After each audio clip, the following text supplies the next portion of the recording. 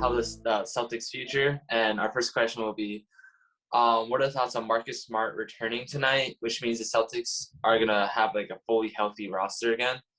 And how much do we think like Smart's impact will be on the team? I think he has a huge impact on the team, and I think it's really going to turn things around.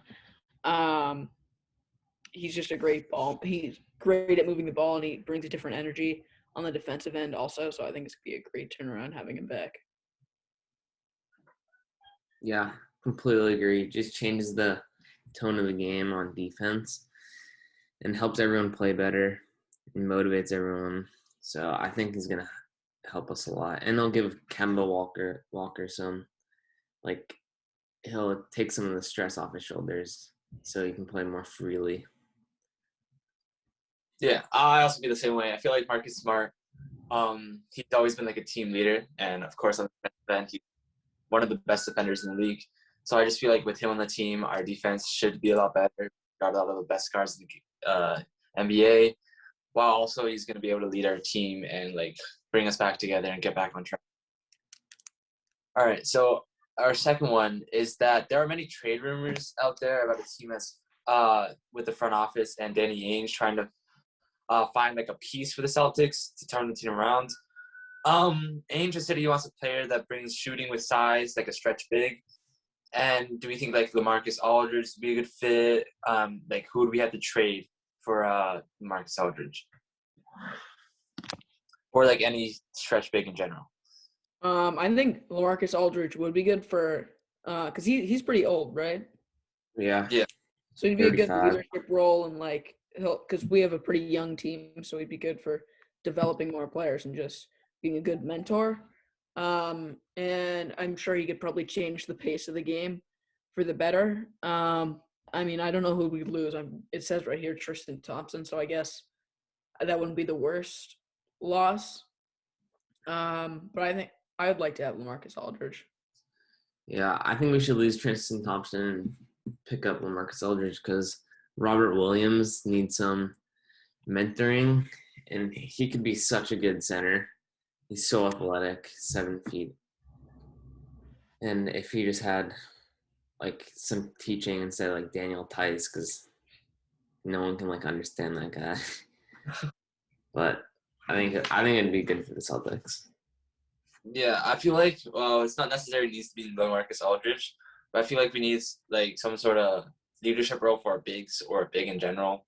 Because right now, like Robert Williams is probably one of our better young stars coming up for the center position, and we kind of right now like following like Daniel Tice isn't really the best role model. So I think he needs someone that like can mentor him in the future of the league. All right, so another one. The next topic we'll be doing is the NBA All-Star recap. So, if you guys watched the NBA All-Star, how did you guys like enjoy watching it, or like how did you guys feel about it?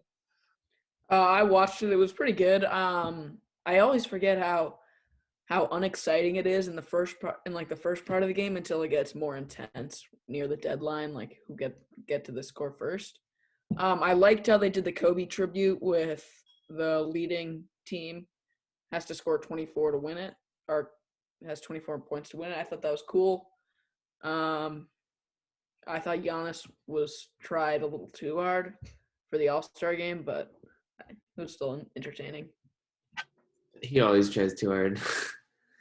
But it was like, yeah, I realized like how kind of like boring it is, because not boring, but all the players are so good, they just huck up half-court shots. They still make them, but it's kind of like no defense. There's no like purpose for the game. Like if it was East versus West, and then like the winner got home court advantage for like 3 out of the 5 games, like how baseball used to do it. And then it'd be like when like there's like a purpose and you play to win. And I think that'd be pretty cool. But also it's like injuries, so it makes sense. So like I feel like it's quite boring. I feel like until like at least you get to the fourth quarter where things actually get competitive. But I mean, of course, there's still some of like the big highlights like that you like seeing, like all the guards dunking in like the first half, which is pretty fun to watch. and some like the half court shots, but a lot of the other things just weren't really fun to watch. It's not competitive, and there's nothing really flashy that goes on. It's really just either dunks or deep threes, and like you can see those in most other games. And also, we'll start to branch off to like, what was our thought? I know Tommy mentioned it about Giannis winning All-Star MVP and going 16 for 16 from the fields. I thought it was a good performance because I forget the exact. I don't know the exact number of threes, but he did take some threes, and making all of them was pretty cool. The 35 points though, I don't think that's too impressive considering there was a good amount of people. Well, the highest score was like 170, 150. So scoring 35 isn't too monumental. But I mean, with the amount of effort he put into the game, I think winning MVP was well deserved. Yeah. I just, again, if you like, it's impressive that he hit 16 shots, especially like in a game, even though it wasn't a real game. But I don't know, he played pretty good, I guess. Yeah, like going 16 for 16 is like really impressive, considering how intense or how you're playing against some of the best players, even though there really is no defense. But seeing as how he still didn't only just do his typical dunks, run down and drive, he shot a couple threes. So it's like he just had a good game in general, I think. And also, what were your thoughts on like how the Celtics All Stars played, like Jaylen Brown, Jason Tatum? I thought Jaylen Brown maybe put in a little too much effort also with like every time he got the ball trying to like cross people up and hit step backs. Because I mean, no one's playing defense as hard as they can, so crossing people up is not really going to work. But I thought it was cool, and I was hoping what they did do is recreate that Kemba and Jason Tatum photo from last year of them guarding each other. And they did, where it was the two Celtics guarding each other, and I thought that was a cool photo. Yeah, I guess they played pretty good because they both had like 20 points or more, but I don't know. I didn't really watch it that much, so no comment. Yeah, I think they did fine for being all stars. They didn't do it exceptionally well. They weren't. I wouldn't say they were that fun to watch either. They did their. It was pretty. It was overall. They kind of just played around and had fun, I think. So also some more NBA news for the deadline. What are the thoughts of Blake Griffin getting joining the already superstar team of the Brooklyn Nets? I think it's cool. I want to see what kind of role he has, like if he's going to be a mentor type role. But there's not a lot of young players. I mean, all those guys are already in the league and have been there for a while. They're all superstars. So I don't know what kind of role he's going to have because he's not that great anymore. He's a big name for his past. Like at the moment, he's not too amazing. But what I did hear and I thought was cool was if the Pistons or Nets win the championship, he gets a ring. Like obviously the Pistons aren't going to win, but he has the potential of two teams to win. That doesn't really answer the question. I just thought that was cool. Yeah, that was pretty good, Tommy. I thought it was like I didn't really expect him to get traded. Well, I actually had no idea because I wasn't really paying attention. But I don't know. I think it was kind of stupid because he's getting pretty old, and I think having him on like a younger team to help people become better, like younger players, would have done way more than him going to such a good team just to like win a ring. But I don't know. We'll see what happens. Yeah, I agree with Dan. I feel like at this point he's just kind of ring chasing, which is understandable considering how he's like a veteran and like going out of your career, you kind of want a ring on your hand, no matter who you are. So I can understand why he's doing this, but like he can still fit a role on the team. I feel like he won't be completely out of place. He can definitely. I think he has a pretty good chance of starting at like the 4 spot. And then their starting lineup would be really, really nice, but I don't see him really getting that big of a role as more just a role player for the Brooklyn Nets because seeing as how they have so many superstars, he just won't be able to, I guess, play to his full potential and help out his other teammates because they don't really have any young players that he can mentor either. And so far this season after the All-Star break, what are really the thoughts about like who the NBA how would that finals matchup be in your head? Well, I think most people are thinking Lakers Nets. I don't really have a team. I don't really have a combination different from that, so I think it's just gonna be Lakers Nets. I don't know. I think the Utah Jazz might have a chance. Really good record, but yeah, after Anthony Davis comes back, I think the Lakers will definitely be in the finals against, I don't know, the Sixers or the Nets. But Yeah. I definitely feel the same way. Feel the same way. I feel like out of the West, it's definitely going to be the Lakers because although the Jazz are like well right now, I just don't see, even if they are the 1 seed going into the bracket play, I just don't see them beating LeBron and unless one of them gets injured or AD doesn't recover too fast. I don't really see how Rudy Gobert and Donovan Mitchell are going to be able to match up with LeBron and AD, seeing as how they're both basically just better in every single area. And in general, their teams just, although like the Jazz are like well coached and stuff, I just don't see them be able to stop LeBron and the AD combo. And then out of the East, I'd say probably either the 76ers or the Brooklyn Nets. But I would say I'm going to lean towards the Brooklyn Nets considering how they kind of just built a super team and they are stacked right now. And I really just don't see any team outscoring them. All right. So on to the NCAA tournament So what were your thoughts on like who will win the NCAA tournament this year? Like any upsets or any sleeper teams that like you have in your mind for the tournament? I'm hoping Michigan wins it. That's who I'm gonna have going all the way in my bracket. But I also do like Illinois. I think they might be a little overrated. I think they're cool. I think they're a good looking team. I don't know how far they'll make it. I don't really know about any sleeper teams, but I'm just hoping Michigan goes all the way. Um, I don't think. Well, I think Michigan will do good, but I don't think Gonzaga will do as good as people think because they're the number 1 seed. But like their competition, they're in the West Coast Conference playing like St. Mary's, and like they played a really good BYU team that they beat, but they were losing most of the game.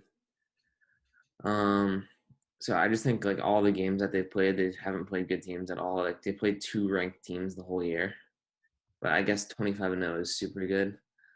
But I think they'll go pretty far, but they won't win it. Like Baylor, I think is almost like a better team because even though they have a loss or 2, they've played such good teams in the Big 12. There's like 7 ranked teams or something. So I think their team is just, I don't know if the skill's better, but I think as a team they're just better than Gonzaga. Yeah, I'd also have to go the same. I think probably Baylor this year. I think is going to win the full thing. Gonzaga, yeah, like the same thing. They don't really have for so far this season. We haven't seen them play much good competition. I believe they were supposed to play Baylor, but they ended up canceling that game, which would have been a pretty fun game to watch. But I feel like Gonzaga, I know they have Jaden Suggs, I believe, but even I just don't see him being able to carry the full team all the way up to the finals and winning the NCAA championship. So I kind of feel like Baylor has more depth, has a better team, and is going to be able to take this one home. And another question on the March Madness. So there's a lot of teams that we usually find in the bracket every year, and they're really not in the bracket this year. And like, what are the thoughts on this? Like, we usually have Duke, Kentucky, UNC, or something, or UCLA.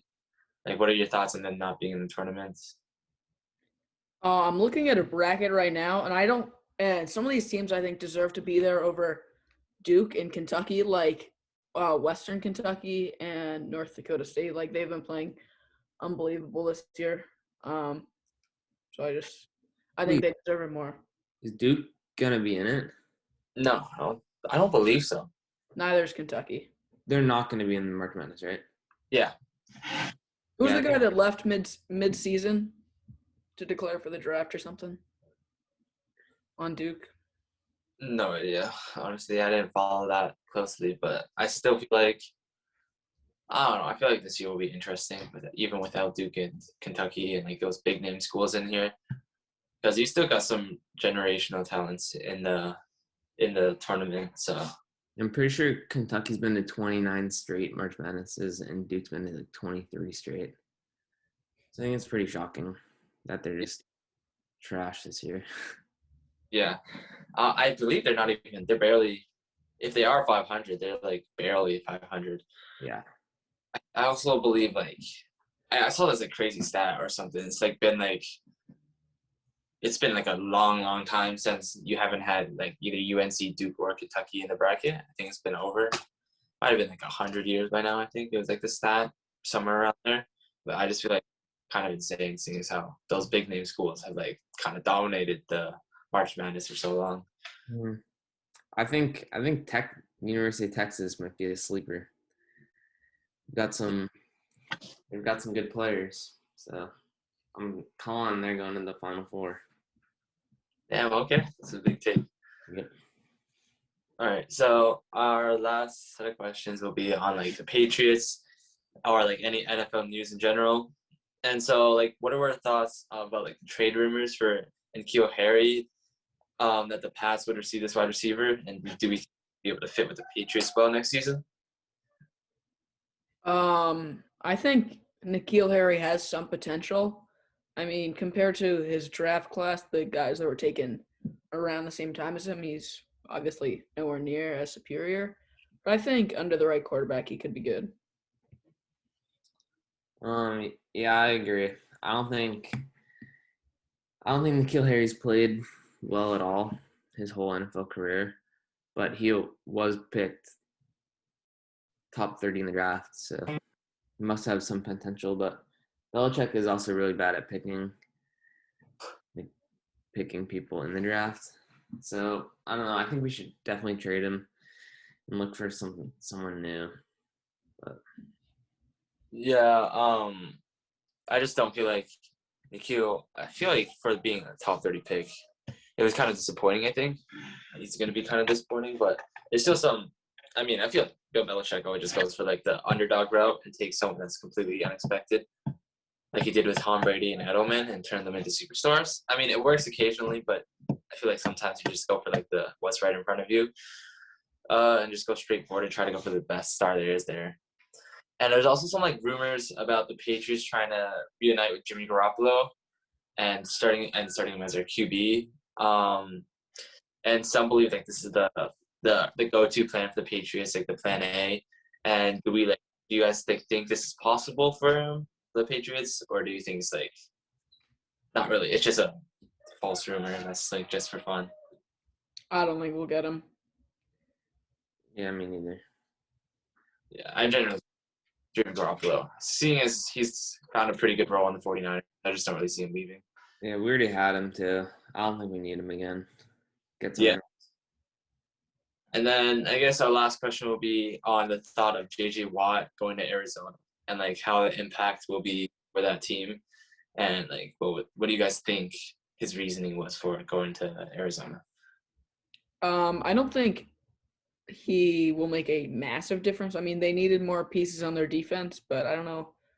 I don't know how big of a turnaround it's going to be. I think he will have an impact, but I just think it's dumb that he had all these options. Like he could have gone to a bunch of championship level teams, like Green Bay or Buffalo. And I think his reasoning to go here was so he wasn't like ring chasing going to a super stacked team. But I also think he might have seen some potential in like the young Cardinals led by Kyler Murray, because he's only going to get better, and they have a bunch of pieces on the offense. So I think he saw that as an opportunity. As an opportunity to turn the thing around and get a ring there. Completely agree.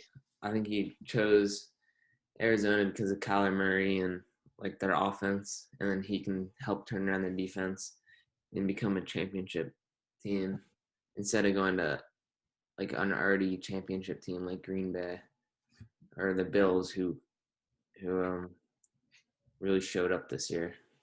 So I think overall it was a pretty good decision for JJ.